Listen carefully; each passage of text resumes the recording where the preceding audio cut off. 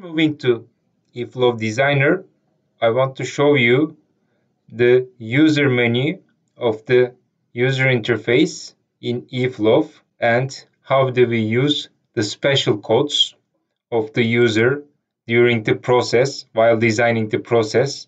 I go to users and I go to the admin user, it's me, and I edit this.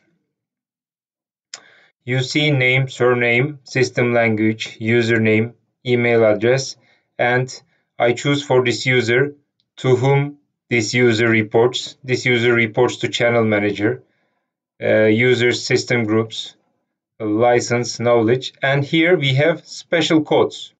You can use these special codes for any purpose to identify this user.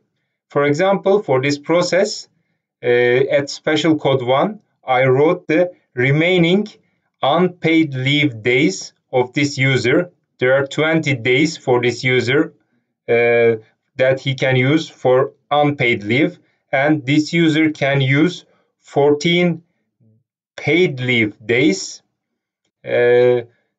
while requesting a leave, an annual leave. But you can use these special codes for identifying the, I don't know, tax number, just driving license number, the passport number, or for other reasons.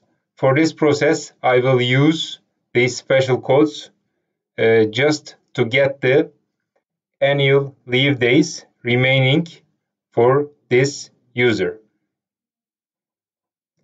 So let's go back to designer and continue to design our process.